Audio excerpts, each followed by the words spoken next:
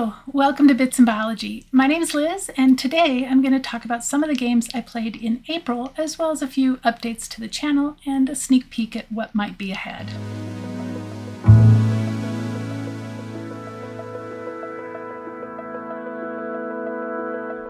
Alright, so in April I had 77 plays of 35 different games. 7 of those games were new to me, and 9 of them are relevant for the channel. So like I have done for the past couple months, I'm first going to go through my top 10 out of all 35 of those games that I played, go through those pretty quickly, and then talk about the 9 games that are relevant to the channel in a little more detail. One thing I'm going to try this month, so you'll have to let me know what you think, is I am also going to give the average rating from Board Game Geek, as well as my current rating of the game.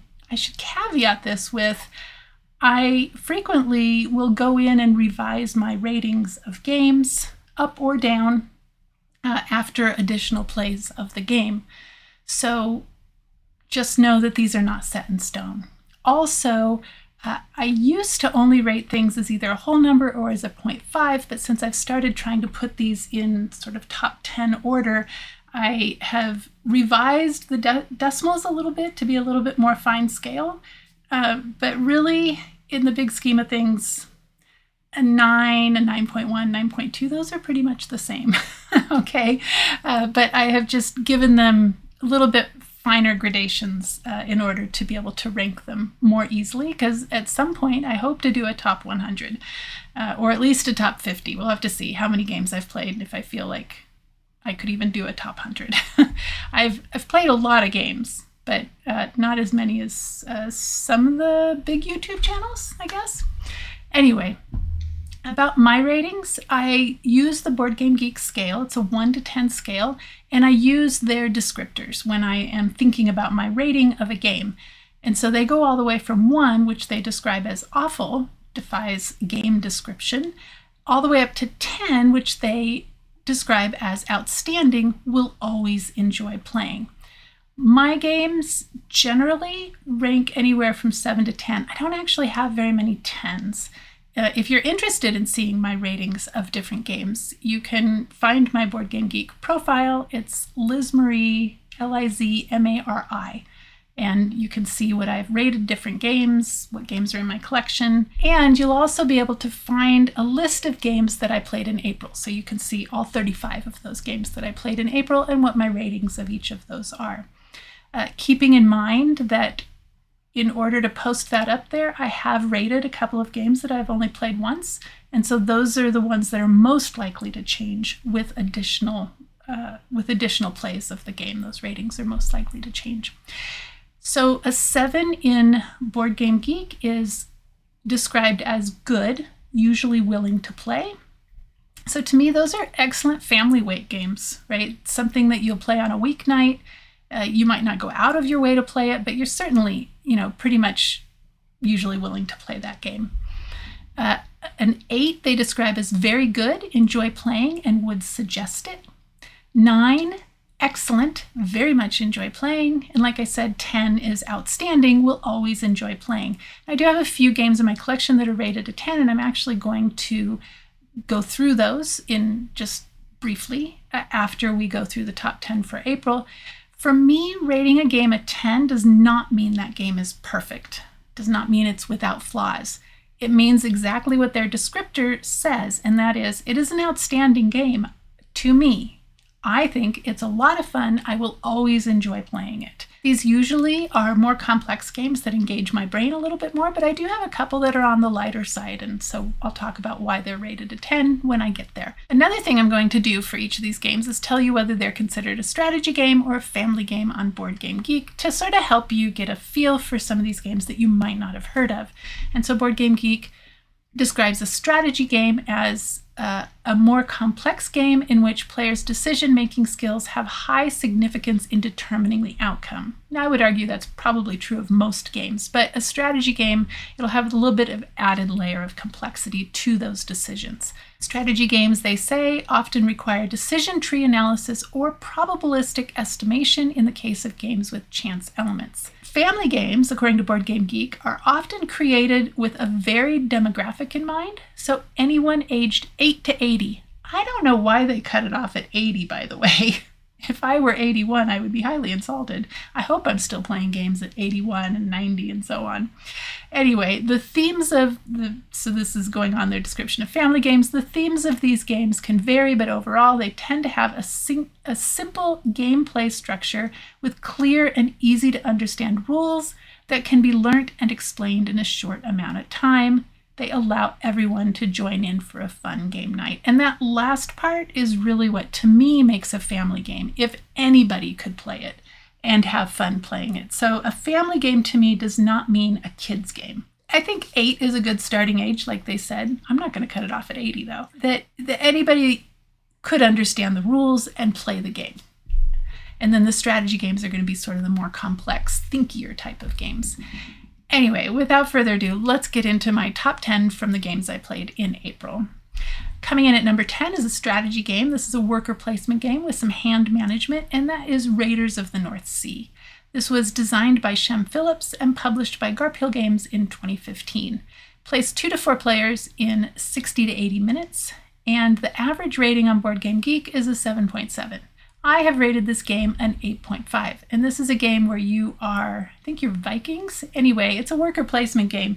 You can either on your turn choose to go work, which is basically collect different types of resources like cards or things that you're going to need later, and then you can go raiding, where you raid various settlements, which sounds really horrible, actually, when you say it out loud. But anyway, it's great fun in the game. And you get various rewards for doing that, and sometimes you risk your crew members dying. Really fun game.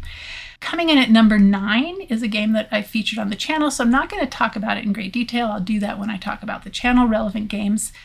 This is a family game with worker placement and set collection that was published in 2019 by Keymaster Games, and that is Parks. One thing I want to say about the Parks video that's up on the channel, there's a solo playthrough and there's a how to play. And I was watching Rahdo's weekly recap that he put out on April 21st he was talking about the week previous to that. And one of the things that he does in the weekly recap, which is sadly going away, which I'm really sad about. So this was the last episode.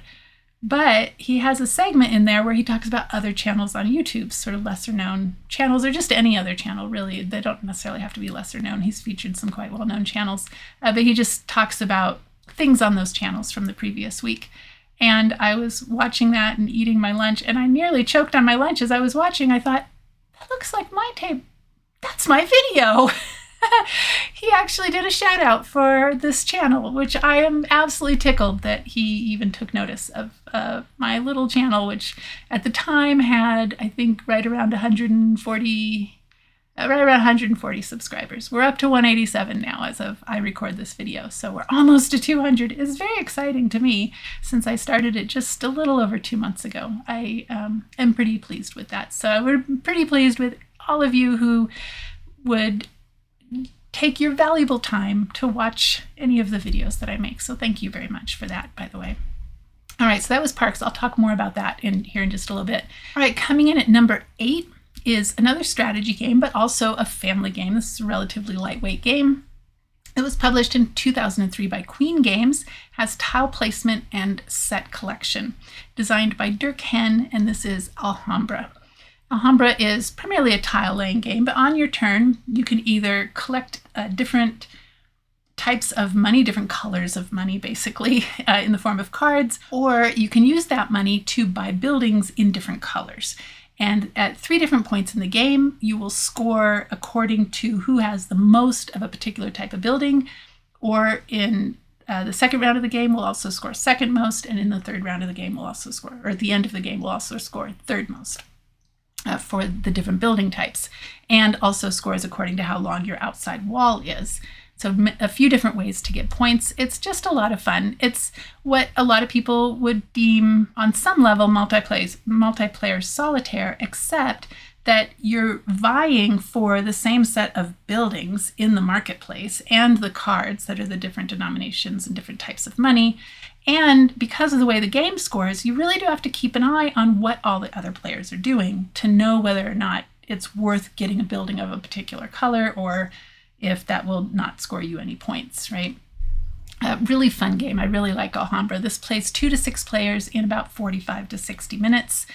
The average rating on Board Game Geek is a 7. My rating of the game is an 8.7. I suspect this is one of those games that you either like or you don't like. I happen to really like it, and I actually read recently that there is a fan-made solo variant that is pretty good, so I'm definitely going to be checking that out at some point. Coming in at number 7 is a game that actually has currently an expansion up on Kickstarter that we will talk about. It is a strategy game and involves hand management and tableau building and is most famous for its follow mechanism, and this is Earth. Earth was published just last year, 2023, by Inside Up Games, designed by Maxime Tardif. Plays 1 to 5 players in 45 to 90 minutes. And it has an average rating on Board Game Geek of 7.7. My rating for the game is an 8.8. And the more I play this game solo, the more that might be revised upwards, or it might be revised upwards with the expansion. I guess we'll see. So I have played, actually, I'm going to wait to talk about this. I almost went into it, but we're going to talk about Earth when I talk about the channel relevant games. So you'll have to wait to hear details about that. Coming in at number 6 is a pretty classic game at this point. It was published in 2004 by Days of Wonder and designed by Alan R. Moon. And it is a family game with hand management and route building. You may have already guessed that this is Ticket to Ride. I love Ticket to Ride. Now, we played the classic map because one of the challenges that I'm doing on Board Game Geek is to play a bunch of the Spiel des Jahres winners. And so that was Ticket to Ride, the original Ticket to Ride. I don't know what year it won it, because in order to win the Spiel des Jahres, and I know I'm probably saying that wrong, it can only win it the year that it is released in Germany. And sometimes that is after it gets released in the United States, sometimes it's before. But it did win the Spiel des Jahres. So we played the United States map. That's actually not my favorite map. My favorite map for Ticket to Ride is the United Kingdom map. I really like that one. It's not one that I would spring on my mom, probably. It's a little bit more complex than I think she would enjoy. She's not actually a huge fan of the Europe map, which I also like because it has this tunnel mechanism where it could cost you extra cards, but you don't know. It's a little bit chance element there. But basically, you are on your turn either collecting cards to build routes of various colors or building those routes. And you're building the routes not only to score points, but also to complete tickets going from one city to another city. And so really fun game. Plays 2 to 5 players in 30 to 60 minutes. The average rating on Board Game Geek is a 7.4, and my rating is actually an 8.9. The only thing I really fault this game for is it does heavily favor people who have played it before as far as scoring points. So if you're more familiar with a map, you'll be more familiar with sort of the more valuable particular segments on that map, the ones that are sort of choke points on that map, and you might go for those first. And so I think I prefer family weight games that don't have a strong element of favoring people who have played it before. But I just love Ticket to Ride. It's a lot of fun. I like all the different maps. One of my other favorite maps is Nordic Countries, but that only plays up to 3 players, that one. Can get a little tight, that board. Anyway, that's Ticket to Ride. That was number 6. All right, coming in at number 5 is a well-loved. A lot of people have played this game. It's a tile placement game with open drafting, has animals, and occurs in the Pacific Northwest, and that is Cascadia. This was published in 2021 by Flat Out Games and was designed by Randy Flynn. We're going to talk about Cascadia again when I talk about the channel-relevant games. So right now, I'll just tell you that it plays 1 to 4 players. Solo game is quite good. In 30 to 45 minutes. The average rating on Board Game Geek is an 8, and my rating of this is currently a 9. Coming in at number 4 is another one that we'll talk about again later when I talk about the channel relevant games. And this is so also a nature-themed game, but this one happens in the ocean. And this is AQUA, Biodiversity in the Oceans. It was published just this year, actually, 2024, by Sidekick Games and the OP, and designed by a father and son team, Dan and Tristan Hallstad. This is tile placement with open drafting. So it has a lot of similar elements to Cascadia without having the token placement, the animal placement that Cascadia does, but it does have some similar elements. It plays 1 to 4 players in 30 to 45 minutes and has an average rating on Board Game Geek of 7.5. My rating of AQUA is 9.1, and I'll tell you about how much I liked it when we talk about the channel relevant games. Coming in number 3 is another game that a lot of people have played. It was published in 2017 by Plan B Games, and this is Azul. This was designed by Michael Kiesling. Plays 2 to 4 players in about 30 to 45 minutes. And in Azul, you are drafting tiles from a central area and placing those on your board to build up a wall in a particular pattern to score points. And it's just really fun. I love playing Azul. I am terrible at it. I almost never win, but I really enjoy playing it. I guess I could think a little harder about the strategy, but it's a really fun game. So we play a game every night, and with my mom and my partner and our son. And Azul is one that we bring out fairly often, like that game. The average rating of Azul on Board Game Geek is a 7.8. My rating is a 9.15. All right, coming in at number 2 is a dungeon crawling game with deck building and open drafting. And this one's been out for a while. It was published in 2016 by Direwolf and Renegade Game Studios, and that is Clank, a deck building adventure. This was designed by Paul Denon and plays 2 to 4 players in about 30 to 60 minutes. And I love Clank. Actually, our whole family loves to play Clank. And it would come out more often, except it does end up being closer to 60 minutes for us than 30 minutes. So we play 4 players. And this is one where you are navigating your adventurer through this dungeon, dodging monsters and collecting treasure. And your main goal is to collect an artifact and bring that up to the top, return with that, and also collect the most points along the way. But every time somebody picks up an artifact or a dragon egg or just riles up the dragon in some manner, the dragon gets a little bit more angry, and this can lead to your death before you manage to escape the dungeon.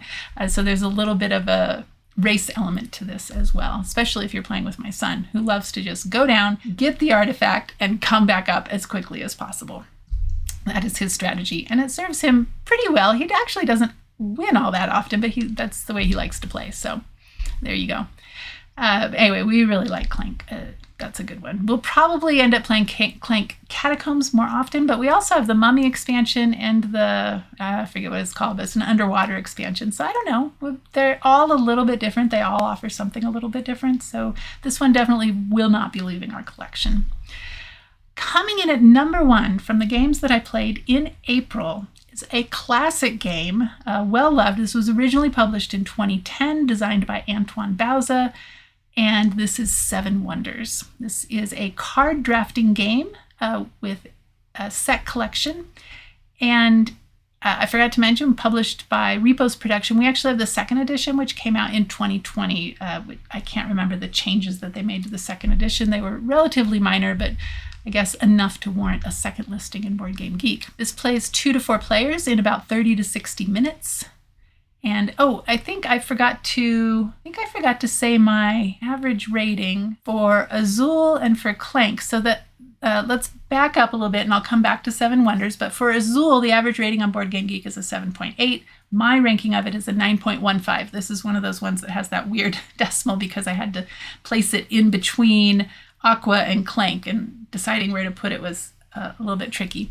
Okay, so that was Azul. Clank, a deck building adventure. The average rating on Board Game Geek is a 7.8. My rating of it is a 9.2, and that'll probably hold pretty steady. And now back to 7 Wonders. This is a card drafting game where you so it's played over 3 rounds, and you have cards to choose from. You choose a card to add to your display, and then you pass that hand to the next player on either your right or your left, depending on what round it is. And your goal by the end of the game is to collect different sets of cards, and you also have to collect the resources to purchase those cards. But to collect sets of cards that will earn you the most points by the end of the game. And really fun. There are people who try to claim that this is a gateway game. I am among the camp that says it is not a gateway game. Not because the rules are not simple. The rules are actually very simple. You pick a card, add it to your display, pass your hand. Pick a card, add it to your display, pass your hand. You just do that over and over and over. There's not a lot of moving parts. But it's the decision-making process and building up the resources in round 1 so that you have enough resources to purchase valuable cards in rounds 2 and 3. And then there's also a chaining mechanism where you can get cards for free in future rounds. If you have another particular card, there's also a military element to it. And so I think there's just enough complexity that this doesn't qualify as a gateway game, or a welcoming game, as the Dice Tower calls them. But it is an excellent game, and once you've played a couple of different modern board games, Seven Wonders certainly would be something that I would teach to somebody. It's a fun game. Family favorite here. It's another one of our family night games. All right, so that was the top 10 games that I played in April. And now I want to do a couple of other things before we move on to the channel relevant games. So one of my goals in these monthly vlogs is to let you get more of a sense of who I am as a gamer, so that when you are listening to my reviews of games or my thoughts about games in general, that you kind of have a sense of what games in general that I like to play, and that could help inform how you listen to my reviews on whether or not we have similar tastes in gaming or not. And another reason that I like doing these monthly vlogs is it gives me a chance to talk about some other games that are not channel relevant that people might be interested in. And so I want to do a couple things next. One is some honorable mentions that will never make it into the top 10. I'll talk about why in a moment. And then I also want to talk about the highest rated games in my collection. So these are the games that I have rated a 10 out of all of the games in my collection. So I'm not going to go into any of these in great detail, just to get to the meat of the vlog, which is the actual channel relevant games. But I did want to mention them. So the honorable mentions, these are all quick card games that we enjoy playing. So like I think I said before, we play a game every night as a family. These are usually games that are play in 30 minutes or less. Sometimes they're a little longer, like on a Friday night or something. But they're usually games that play in 30 minutes or less. And so these quick card games are we have a lot of them. So ones that I played in April that receive honorable mention because they'll never be in the top 10. They're just not, they don't tickle my brain enough to make it up there. But they're good. They're fun. And so the first one I want to, and these are in no particular order whatsoever. In fact, I think they're just in whatever order we played them. Or actually they're in the order of played most to least. So Seas of Strife, which was a new one for us, we played 4 times in April. This is a game that came out in 2015. It's a trick-taking game where you don't want to win the tricks. And this one was published a while ago, but it's gotten some recent traction. So that is Seas of Strife. Next I wanted to talk about is Cat Lady. Not actually a small game. It actually doesn't take up much table space, but it has some other components besides just cards in it, which is why the box is a little bigger. But this is a relatively light, fun, lighthearted card game where you are collecting sets of toys, sets of costumes, and then you're also feeding cats to get score points for those different cats. And so that is Cat Lady. Another honorable mention is Coloretto. This was published in 2003, so this one's been around a while, and I actually learned about this one, I want to say, from Tom Vassell on the Dice Tower. It's one of the ones that he talks about occasionally as an older game that he still really likes. And so Coloretto is a game where you have rows of cards. Well, actually, on your turn, you're either going to draw a card or take cards. And if you take cards, you're taking all of a row. If you draw a card, you're placing it in one of the rows, and the rows can go up to a maximum of 3 cards. And you are collecting, I think there's 6, maybe 7 different colors in the game of cards. And so you are only going to score the colors that you have, the 3 colors that you have the most of. And all of the other cards count against you. And so it's a really fun puzzle to figure out, and that is Coloretto. Next in the honorable mentions is a pretty recent game. This just came out last year, no, 2022. This just came out in 2022. This is Sea Salt and Paper.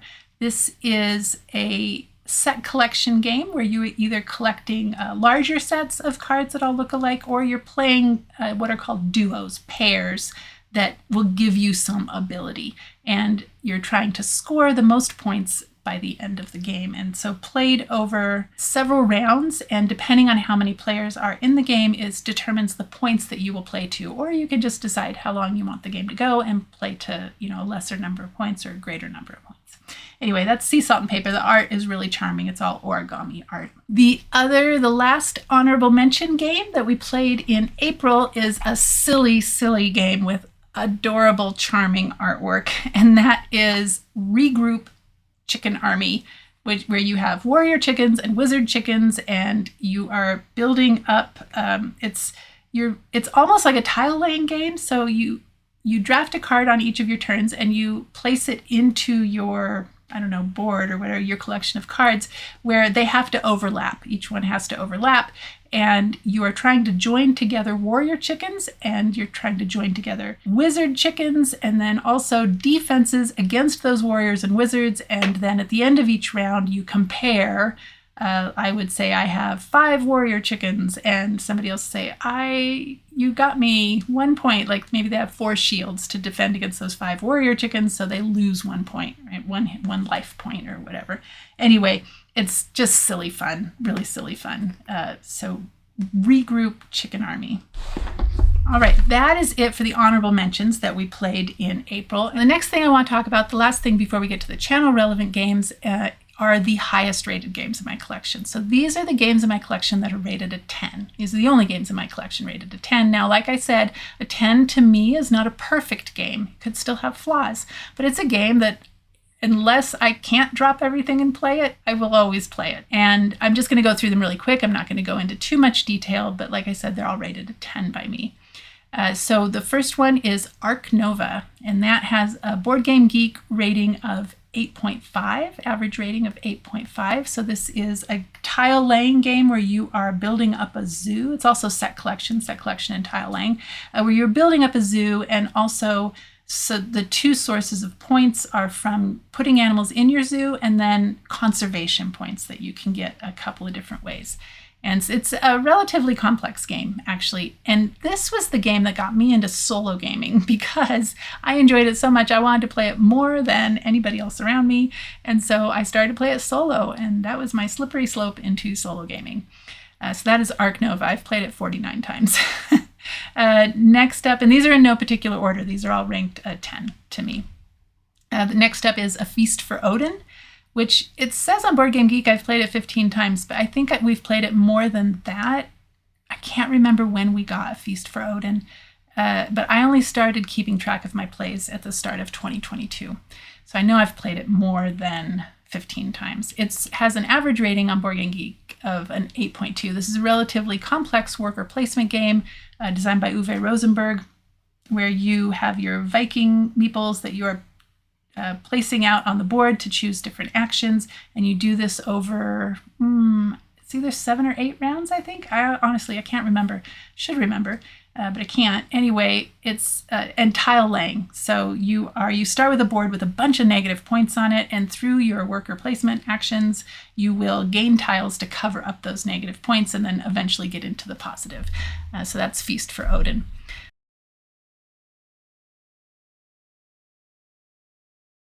Okay, so this is officially take 3 of what is, I guess, the last quarter of the video. So I left off, or at least as far as you know, I left off talking about A Feast for Odin.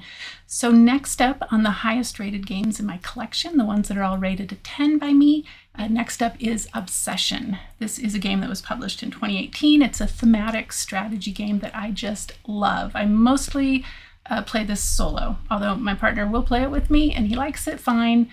Probably not his favorite game, I think probably just because of the theme, which is it's set in mid-19th century Victorian England, where you are a respectable family who has fallen on hard times, and you are trying to build up your estate by drafting tiles from a builder's market and inviting guests, so there's a bit of hand management in that. inviting guests to attend functions at your newly renovated estate, and thereby increasing your prestige in the community. And your ultimate hope is to not only gain prestige, but also secure the hand of one of the Fairchilds, either Elizabeth or, can't remember the name of the son, but anyway, the son, Fairchild. Anyway, that is Obsession. It's just a really fun game. The hand management is fun. The building up your estate is fun. It's just a really fun game. It's one of my favorites, actually. Which is weird because Victorian England isn't something I'm actually drawn to as a theme necessarily, but this one is just very thematic and a lot of fun. So that is Obsession. Next up on my list is one of my very favorite games, and that is Darwin's Journey. And we're going to talk a little bit more about Darwin's Journey here in a little bit. This is a strategy, worker placement, and set collection game that came out actually just last year. I backed this one on Kickstarter. It's sitting right here on my shelf. And it's a heavier Euro game, heavier strategy game.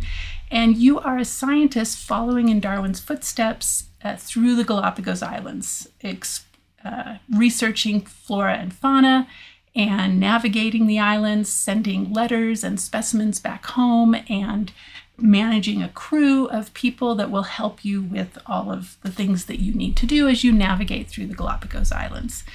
It has two of my very favorite mechanisms, which is worker placement and set collection, and a theme that is near and dear to my heart, which is, as a scientist, exploring the Galapagos, researching the flora and fauna. You are helping to refine Darwin's theory of evolution by natural selection.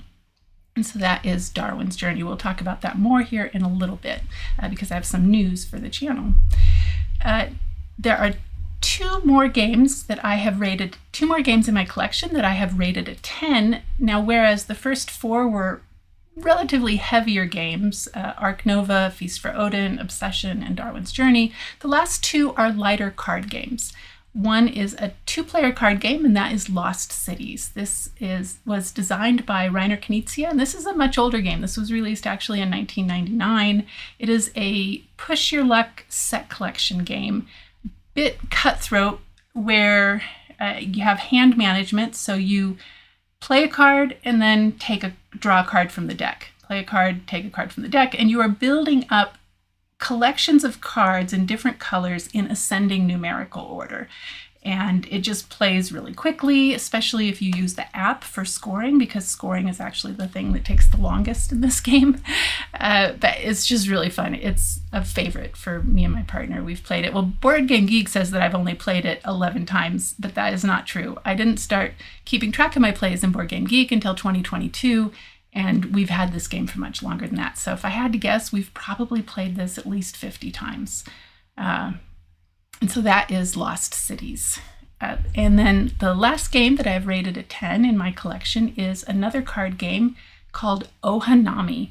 And this is another game, actually, that you have 3 columns of cards in this case, and you are, again, arranging them in numerical order, either ascending or descending in this case, and scoring by color, but the colors can be mixed into the columns. The fun part about this game is that it is drafting similar to Seven Wonders, where you have a hand of cards, you choose 2 to add to your collection of cards, and then you pass that to your right, and do that over and over again until you have built up your collection of cards. It scores at 3 different points in the game for different colors, an increasing number of colors as you move through the game. It's just a really elegant, fun little card game that you can teach to anybody. Anybody could learn to play Ohanami. It's pretty fun.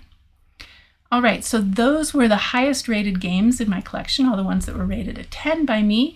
Next, we will move on to the heart of the vlog, and that is the 9 nature-themed games that I played in the month of April. And so I'm going to present these in reverse ranked order, so going from lowest rated to highest rated, keeping in mind that most of these are relatively highly rated. I will give you my rating for them as well as the Board Game Geek average rating. At number 9, We have a game that was new to me that's set in the Galapagos Islands. This is a relatively simple card game with set collection and open drafting, and that is Exploring Galapagos. This is an 18-card game published by Button Shy Games in 2022 and designed by Corinne and M. Yeager. It plays 2 to 5 players, plays in about 20 minutes, so it's relatively quick, and has an average rating on Board Game Geek of 5.5, and my rating of this is actually a 6.7. So out of all the games I'm talking about today, this is the lowest rated, but still at a 6.7. I'm not saying it's a bad game, but I will say about this one, I was a little bit disappointed because the theme really appeals to me. It's a simple card game, which also really appeals to me. I love simple card games. I just feel like this one could have benefited from a little more playtesting. The underlying mechanisms are fun. It's a set collection game where you have, well, I have the cards here. There's no box for this one. And I actually did a print and play version of this one because it's currently sold out on the Button Shy website. So you can get this on the print and play arcade for $3. So that's great. So the cards all have a time of day on them. So they can be either morning, day, or night. And then additionally, they also have 3 different zones on each card, and that is sky, sea, or land. And the whole idea is that you are counting animals that you have collected, and those animals can occur in 4 different colors, either orange mammals, green reptiles, gray birds, or blue fish. And so depending on whether you're scoring for time of day or for zone or for color, you'll count the animals that correspond to that scoring method. And so I like that idea. That idea is great. And there's a little modifier to your score for ecological impact, which is fun and a bit thematic. In this game, you're a photographer photographing animals in the Galapagos Islands. I should have said that to start with. It's just a little bit swingy with the score, and the way that the drafting works is you have up to 3 times where you can sort of swap out your cards via a drafting mechanism. And if you don't lock in your scoring and participate in that 3rd sort of round or turn of drafting, then your scoring method is not locked in and you're subject to whatever is the majority in the common hand. So, and that may not work out for you because you can only use each scoring method 1 time. And so it could happen that you don't get to score, that you would score 0 that round. Now, there are ways to mitigate that. You can see what's coming, so it's not entirely luck-based in that respect. I would like to see it, and maybe I'll just house rule it quite personally, where you can lock in your scoring after that, as long as you have the correct scoring card. But it is a fun little game. My only other complaint about it is it doesn't have a solo mode. So the designers, after the game was published, was requested, could there be a solo mode? And they said, yeah, sure. But then it just turned out they didn't have time to create it. And I would love for somebody to come up with a solo mode for this game because I believe that the underlying mechanisms really would lend themselves well to a solo mode. So if you're somebody who designs solo modes for games, have a crack at Exploring Galapagos, because I think that the underlying structure of this game is very good. I think if it had a good solo mode and it was a little more refined in its gameplay, then this would actually, the rating would increase for me quite a bit. So that is Exploring Galapagos. And for $3, it's definitely worth giving a try. Maybe you will like it more than I did. So next up at number 8 is a game that is set in the ocean and has penguin meeples. So what's not to love about that? And this is Deep Dive. Deep Dive is a family game. This is a push your luck set collection game, published in 2023, so just last year, by Flat Out Games and designed by Molly Johnson, Robert Melvin, and Sean Stankovich. It plays 1 to 6 players in about 15 to 20 minutes. So we have played this 2 or 3 times at 3 players, and it was a lot of fun. This is a super light game, just I guess, classic filler, really, because it can play in 20 minutes. And what it is you have these penguin meeples that are traveling to different depths in the ocean. And at each depth, there will be a set of face-down tiles. There's 5 different depths. And you first go to the first depth, you flip over a tile, and you make a decision at that point. Do you want to take that tile and add it to your collection, so set collection, or do you want to continue to the next depth? And so if you do, you leave that tile face up, and then you continue to the next depth, and you repeat that over again. As you go deeper, the ratio of predators to tiles that will actually score you points becomes larger and larger. So the danger becomes more, because every time you run into a predator, you have to stay put. So you have 3 penguin meeples. And then once all 3 of them are stuck down there, you do get to bring a tile up with you from one of those depths. But when you get got by a predator, you miss out on scoring for that turn. And this scores by collecting sets of animals that are in each of the different 3 colors. And so anyway, just a fun, light push your luck game. I really enjoyed it. And that is Deep Dive. Next up on the list, coming in at number 7, is a game set in the national parks, one of 2 games set in the national parks on this list. And in this one, you are traveling around a map of the United States, collecting cards that will go towards visiting the national parks or to use for your movement around the board. And that is trekking the national parks. So this is a really fun game where, as I said, you're traveling around the different parks on a map of the United States. As you are traveling around the board, you're collecting different colored stones. So those are one way that you can score points. You can also, on your turn, instead of moving, you can draft cards, and those cards have both an icon and a number on them. The number is used towards your movement, and the icon is used towards visiting the parks. And so similar in that way, that set collection of collecting icons to visit the national parks is similar to the game Parks, but definitely that's the only similarity that this game has, that and the setting. So what's really fun for me in this game is the fact that it's national parks as a setting. So if you've watched my solo playthrough of Parks, you'll know that I've worked in 2 national parks and I have visited many of them. And so there are a lot of good memories for me associated with the national parks. I also really like the fact that your scoring does not just come from visiting the national parks. It also comes from collecting those stones from the map. And then there are also always 3 national parks that you can't collect, but you can still visit. I think the term used in the game is occupy. But you visit these parks and they'll give you special abilities that you can use throughout the game or one time in the case of one of the parks. So it's just really fun, definitely a light game, and that is trekking the national parks. Next up on the list is a game set in the rainforest, and this one has actually been featured on the channel. This is a push your luck, another set collection game. I think you're seeing that I really like that mechanism. And this is Canopy. Canopy has a particular mechanism that I really like that has also been used in another game called Spynet.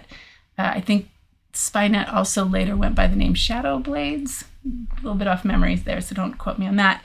But Canopy, the way it works is on your turn, there will be 3 piles of cards, and you can look at the first pile. They're all face down. You look at the first pile, decide if you want to put those cards in your forest or not. And if you don't, you put it back face down, add a card to that pile from the deck.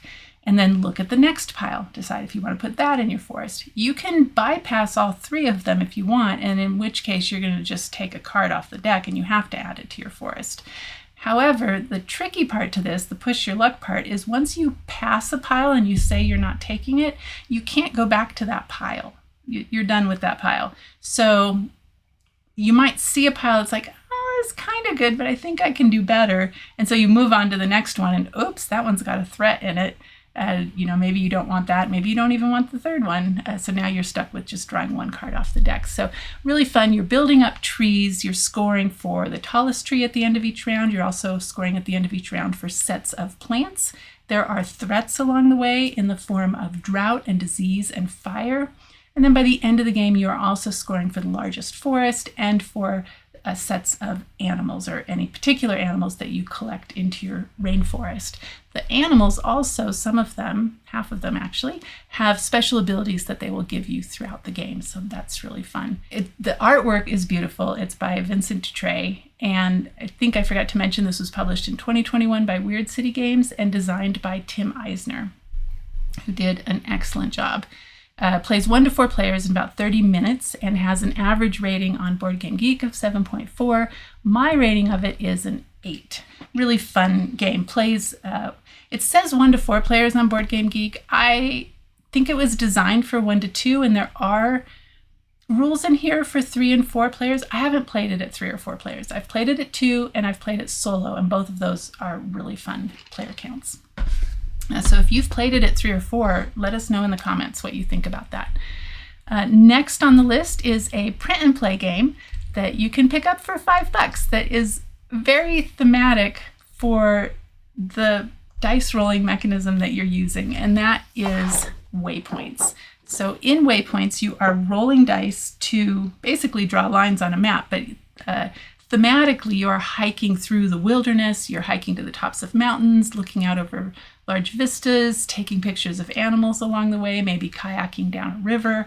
And you're doing that over the course of 4 seasons. You will have to manage your water reserves as you go, and the weather will impact how far you can travel each day. So really fun print and play. So this one, I think I've already said this, and I will do it. I am going to do a play along on the channel. It's going to be an additional video one of these weeks. So as soon as I can have time to record it. It's been the end of the semester, so it's been a little bit busy for me. I haven't had time. So I will be doing that at some time in the not too distant future. And then I will also, so this is the first map. They've actually published 3 maps for this. So this is the first map, and then the second map is more of a desert theme, and the third map is more coastal and islands. And I'm actually planning on doing play-alongs for all 3 maps, but what I'll probably do is make the first map play-along public on the channel, and then for maps 2 and 3, either put those in the Discord to sort of try and entice people over to the Discord, or maybe make them available to my Patreon supporters. So one of those 2, or maybe one of each, probably. So this is a game that was designed by Matthew Dunstan and Rory Muldoon. Rory Muldoon also did the artwork for all of the maps, and it plays any number of players, so solo all the way up to however many want to participate in a play-along, for instance, on a video. Plays in about 20 to 40 minutes, has an average rating on Board Game Geek of 7.7. My rating of this is one of those funny decimals so that I could rank it in between other games, but it's an 8.15. So essentially an 8.1, 8.2. And that is Waypoints. Next up is another game set in the national parks. This one has already been featured on the channel. I did a solo playthrough it as well as a how to play, and that is Parks. Parks is a game for 1 to 5 players. Published in 2019 by Keymaster Games and designed by Henry Audubon. It uses artworks from the 59 Parks print series, which is phenomenal. The artwork is just fantastic. This is a worker placement set collection game where you are using the sets of resources that you collect, so weather tokens and mountains and forest, and using those tokens to visit national parks. To collect those tokens, you are moving 2 hikers, one at a time, down a hiking trail that gets larger over the course of 3 seasons, gets longer over the course of 3 seasons. You can move as far forward as you want to, but you can't move back. I think Tom Vassell calls this a ratchet mechanism. It's a linear track in any case that you can't move backwards on, but you can move as far forward as you want. When you get to the end of the trail, this is usually the point where you're trading in your resources to visit different national parks. Just really fun set collection game, excellent thematic setting. The artwork is, I think I've already said, is gorgeous. This plays 1 to 5 players, I think I already said that, in 30 to 60 minutes, and has an average rating on Board Game Geek of 7.7. My rating of this is an 8.6. That is Parks.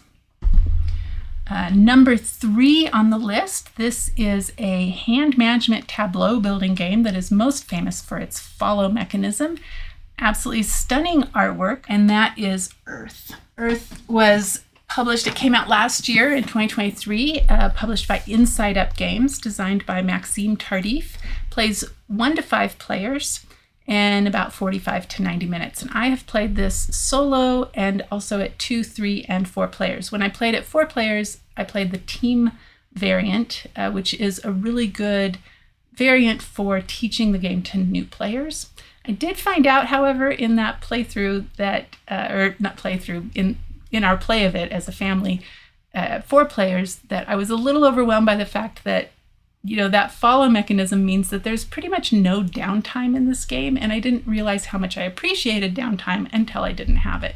It has quickly become one of my favorite solo games, so I hadn't played it solo until relatively recently. I played it two-handed solo to learn it first off, but I didn't play the true solo game until relatively recently, and I really enjoy it. It has very good solo rules. This has an average rating on Board Game Geek of 7.7, and my rating of it is actually an 8.8. So this is an excellent game. I think my favorite player counts are going to be solo and 2 players for this. And it's just really fun building up your tableau with all your flora and your terrain cards. And then you're also fulfilling objectives. You have both a private objective and there are public objectives that you're somewhat racing for in the game, and it has been accused of being multiplayer solitaire, and I can see that. You don't really have to pay attention to what everybody else is doing. There's an expansion coming out that I'm going to talk about here in just a little bit that tries to change that just a little bit, and that is Earth. Coming in at number 2, this is a game that has also been featured on the channel. Set in my home region of the Pacific Northwest, and that is Cascadia. Cascadia is a tile-laying game where you are building up different habitats and populating them with animals. The animals go in specific configurations to score you points. Your habitats will also score you points based on their size.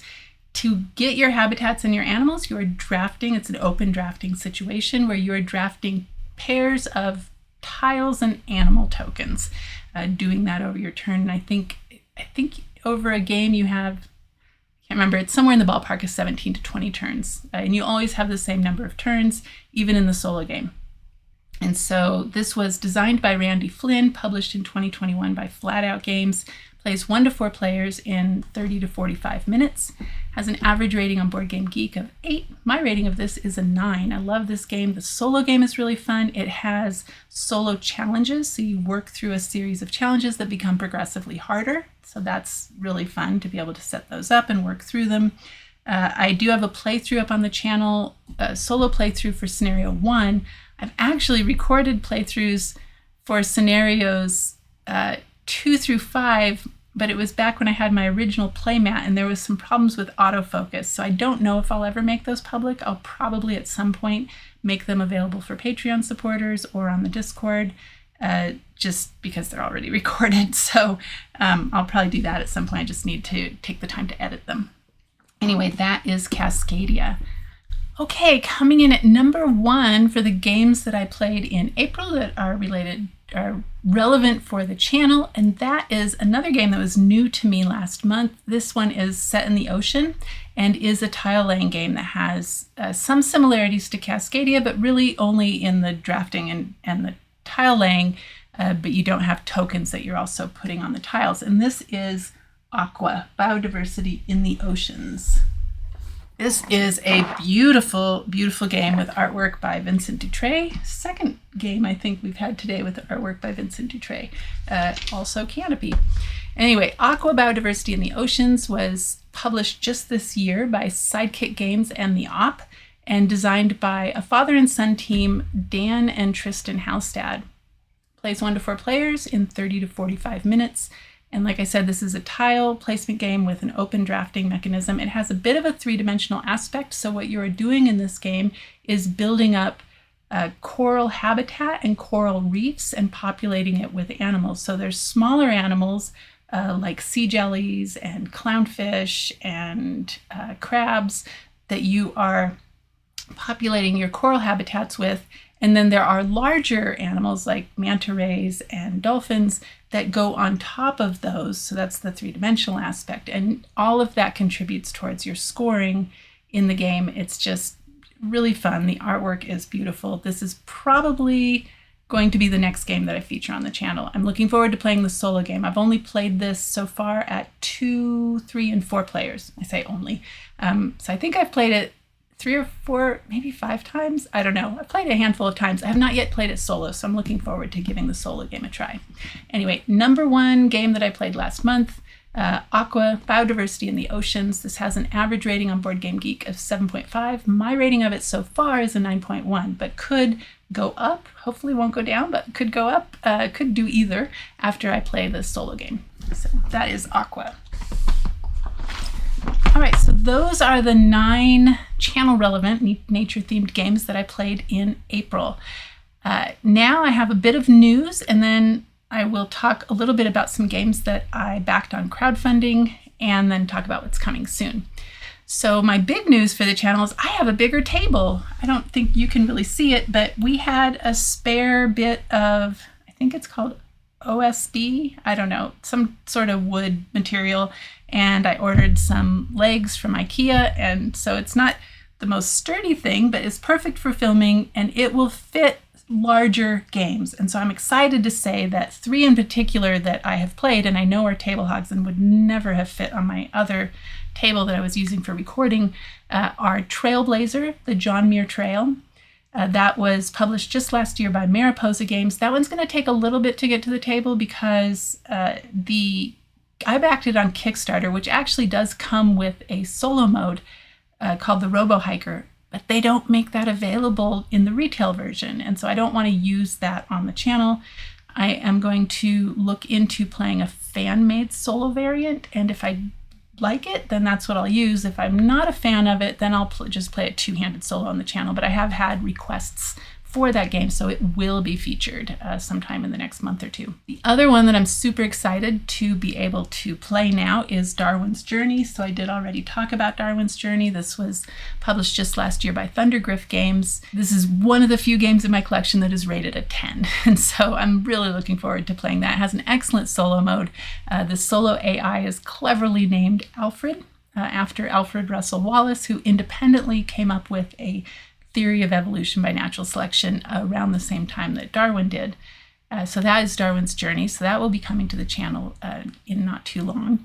And then the last one that I, off the top of my head, knew I wouldn't be able to put on the channel until I got a larger table. I don't know if you can see it. Yeah, you can. Weather Machine. This is one of my favorite games. And so this is a worker placement set collection game, very tight mechanics. This is designed by Vital Lacerda. This was the first Vital Lacerda game that I got, and it's the only large box Vital Lacerda game that I have. But I was thrilled, it's been a couple weeks ago now, on the channel introduction video to find a comment by Vital Lacerda himself letting me know that his daughter was a biologist and she had helped consult on Weather Machine, which explains to me why he did such a great job thematically of portraying the process of science and integrating that in with the mechanism. So little did he know that this is actually already one of my favorite games, and so it definitely will be on the channel sometime soon. I'm just tickled that Vital Lacerda even found my channel, so woohoo! This one has an average rating on Board Game Geek of 7.8. My rating of it right now is a 9. I think mostly I actually haven't been able to get it to the table in a little while just because I've been so busy, but I think it's going to go up. It has a pretty lengthy setup. I usually don't play this one unless I know I'm going to be able to get a couple of plays in, like either a couple of solo games or maybe a solo and a 2-player game. My partner really likes this one as well. So definitely a heavier game. Very tight decision space on this one, but really fun puzzle to figure out if you like that sort of thing. So those are 3 larger games that I know will be featured on the channel soon that I can now feature because I have this nice, much larger table. All right, next up, I want to talk about some games that I backed on crowdfunding. I got a nice little tax refund, so I went a little crazy. I also want to know, so I'm just going to talk about these. I'll give you a few details about them, but I'm not going to do a screen share like is what is typical with when people talk about crowdfunding games, because I haven't figured out how to do that yet. But I will if this is something you're interested in. So if you want me to cover crowdfunded games, either during the monthly vlog or in a separate video, feel free to let me know. And they would just be games that are relevant to the channel, of course. And I would cover them probably, if you're familiar with Chris George's channel, Room and Board. I really like his crowdfunding segment.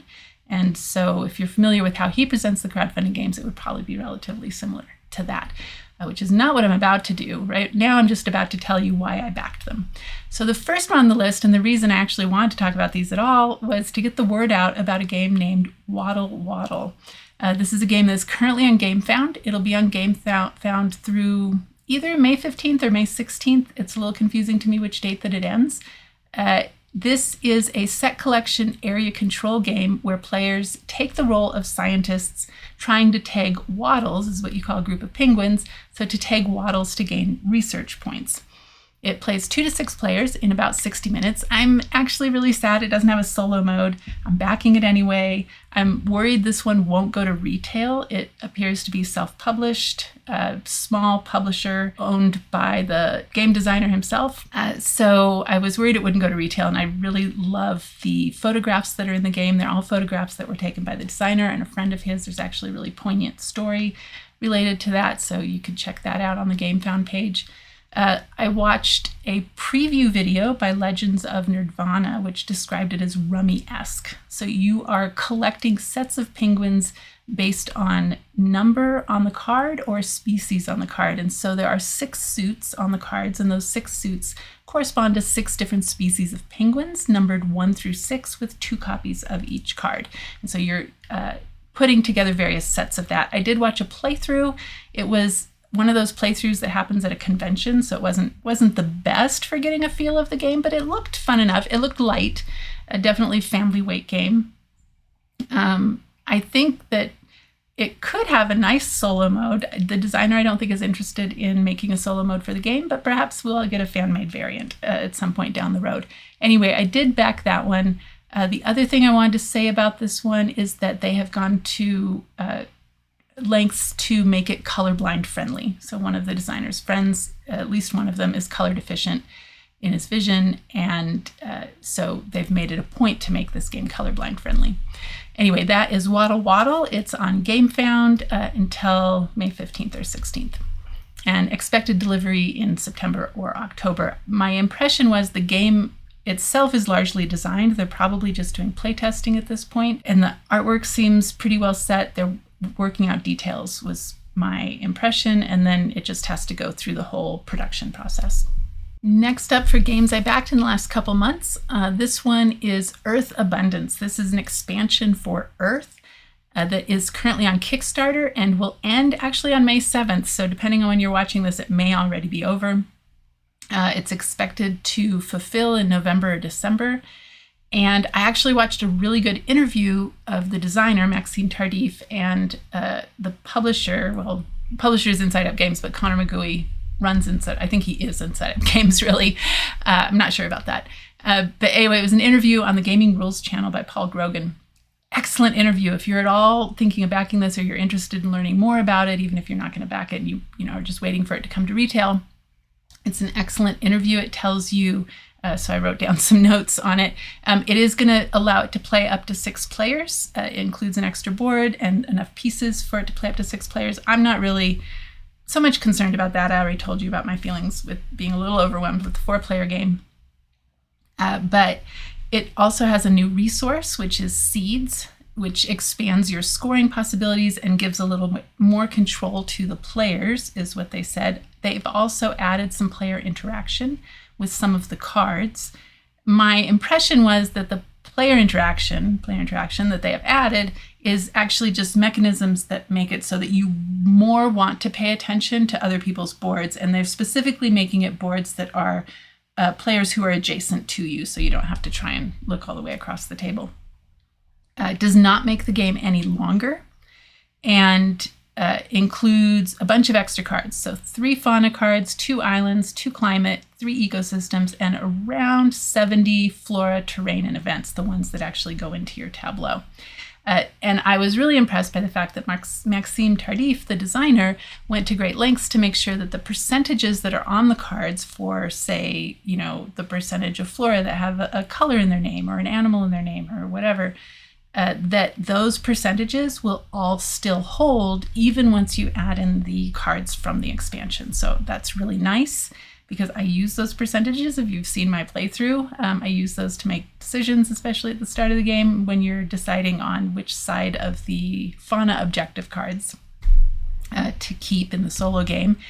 And they have also, and this is something that you can implement now in your game of Earth, and that is that sprouts can now be stored on your board. And they did this because Maxime Tardif noticed from the Board Game Arena stats, the online gaming stats, that people were not taking the blue action as much as they were taking any of the other actions.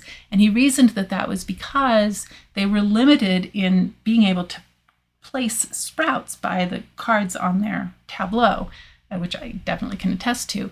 And it is important to him for the balance of the game for people to be taking all of the actions in about equal proportions. And so now this ability to store sprouts on your board makes it so that you're more likely to take that blue action. So you can actually implement that now in your game of Earth. You don't need to have the expansion to do that. That is all I want to say about Earth Abundance. So that is on Kickstarter till May 7th. Another one that I back, this one doesn't end until May 28th, also on Kickstarter, and that is Keystone North America, specifically the coastal expansion, but they're also coming out with a second edition. The second edition does have a few changes. It only has enough components for up to 2 players because that's how most people play the game, is either solo or 2 players. There is an upgrade pack available that will allow you to play the game up to 4 players. They have updated the icons and some of the background color for the Keystone species cards. I don't know if the backs of the cards have changed. The artwork remains the same, so that beautiful artwork is unchanged. The big change in the rules, and this is something that you can implement right now, even with just the first edition, and that is that cards no longer need to be consecutive to count as an ecosystem. They still need to be in numerical order. But for instance, you can have 1, 3, 5, and that would count as an ecosystem of 3 cards. So they don't need to be consecutive anymore. That was a really tricky part of the puzzle. I don't know if I'm happy about this change or not. I haven't played with it yet. It certainly is going to make the game a little easier and will give you a little bit more flexibility in your card placement. So probably it's going to make it more fun, but I don't know for sure. The coastal expansion adds 28 new species cards, including the ochre sea star. So if you have read my blog post on Keystone North America, you'll know why I'm excited that they included the ochre sea star. In fact, I would be very disappointed if they did not include the ochre sea star because the game is all about Keystone species, and there was research done that basically the ochre sea star played the starring role. So read the blog. It has 10 new skill tokens and 2 new variants that you can incorporate into the game. They're optional, but you can incorporate them if you want to. And that is a community focus variant that increases the number of species that you can add research tokens to. You're still limited to 1 research token per species, but it does increase how many different species you can add research tokens to. And then there is a conservation centers variant that increases the number of cards that you can collect just slightly and has a mechanism for you to be able to move cards between those sort of storage areas and your board. It is compatible, the coastal expansion is compatible with the first edition if you get the $5 compatibility pack. So if you go look at their Kickstarter page and you look at all the different backer levels that you can back at, the first one to pop up that is tempting if you own the first edition is this $50 pledge that gets you the coastal expansion and the compatibility pack and then a bunch of other extra stuff. So if you don't want that extra stuff, then you have to scroll all the way down to the bottom of all of those descriptions to see the $5 compatibility pack. So I think the expansion is $25. The compatibility pack is only $5. Shipping is not trivial, so honestly, if they will make that compatibility pack available after the campaign, which I hope that they would, it might be worth, if you just want the expansion, it might be worth waiting for retail. I talked myself into actually backing the second edition. I may back out of that. I don't know. It was I'm not sure if it was a silly decision or not. I kind of justified it by saying, well, I can film the differences between the first edition and the second edition on the channel when that fulfills. So I will do that for sure if I stick with that pledge, and then I can always sell my first edition copy. But I am getting the compatibility pack that I could sell with it. So anyway, that was Keystone North America, mostly the coastal expansion. That's the big deal. And then the last one was something that I actually backed the month previous, and the campaign was not actually for this game. This game was crowdfunded maybe a year or two ago. Let's see, it came out in 2024. So it's probably crowdfunded last year sometime. So I missed that. And so the campaign that was live was for an expansion to the game Ostia. I didn't get that. I don't have Ostia. I also didn't order Aqua Garden, which you could get. What I got was a game called Biohack. And this is a worker placement and set collection game. And the one sentence tagline on Board Game Geek says, recreate various creatures from myths and gain back your reputation as scientists. It appears to perhaps be based on the idea of bringing back extinct species through cloning techniques using DNA that you have extracted from specimens. And so I'm just really interested in that. I think in the game you can mix up DNA from different species to create new species, entirely new species. So it just sounds really interesting. I'll for sure write a blog post about it because that's an interesting thing to write about. Anyway, it plays 1 to 4 players in about 60 to 90 minutes. It has an average rating on Board Game Geek of 7.7, does have a solo mode, so I'm looking forward to that one. That's supposed to fulfill in November, December of this year. So 3 different things coming towards the end of the year. So anyway, again, I just want to know down in the comments if you would like to see me cover crowdfunded games. They'll probably be not ones that I don't actually back that many crowdfunded games. Mostly I back them if I think they're not going to go to retail or if I'm just super excited about the theme or something. But if you think I should cover them, either as part of the monthly vlog or in a separate video, if there's enough of them, they would only be sort of nature, ecology, biology themed games. And again, they would probably be along the same lines format-wise as you see on the YouTube channel Room and Board with Chris George. I really like the way that he covers crowdfunding games with an eye towards what is the value for this, right? And he looks at the rule book and tries to figure out, does this seem like a good game? So anyway, I really like that. All right, so that was crowdfunding. What I backed as far as crowdfunded games went a little crazy with my tax refund, so I have to back off for a little bit. Anyway, coming soon on the channel. The short story is, I don't know. I think the next one I'm going to cover is going to be AQUA, Biodiversity in the Oceans. I'm really looking forward to the solo game. I already know the rules for the game, so that probably will be the next one that I cover because, again, I'm a little pressed for time. It's the end of the semester. Other ones that I am planning to cover next, but it's a relatively lengthy list, so I would love to hear in the comments what you want to see covered. That is the Fox Experiment. Where do I have the Fox Experiment? Oh, right here. So this is a game by Elizabeth Hargrave that the setting is a science experiment that was in Russia, started in the 50s, I think, and went for several decades where they were looking at the evolution of domestication in dogs using foxes as a model.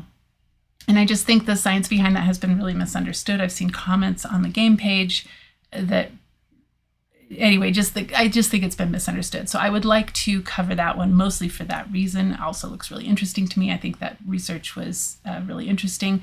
Next one is AQUA. This is an Uwe Rosenberg game set in Ghana and has to do with fruit bats and their role as pollinators in the ecosystem.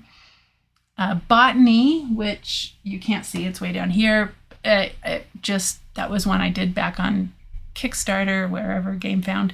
This one's set in Victorian England too, like Obsession, but in this one you are traveling around the world collecting plants for your gardens. I actually haven't looked at the rules yet, and I can't remember. I backed it so long ago that I can't remember all the details.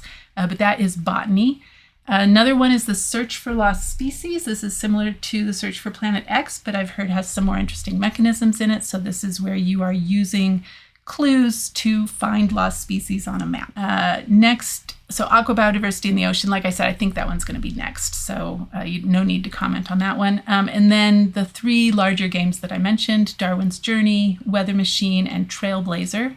And then one that just came in the mail, it's actually still in shrink, and that is Harmonies. I waffled over this one for so long, and then people are raving about this, especially the solo mode. It's really beautiful. I like the theme. It's tile placement and placing cubes, but those are representing animals. I think you have to fulfill certain conditions. I saw a review by Amy and Maggie at Thinker Themer that really sort of pushed me over the edge, and I thought, I better get this because it's probably going to sell out. So Harmonies is another one. I haven't even opened the box yet, so I haven't read the rules.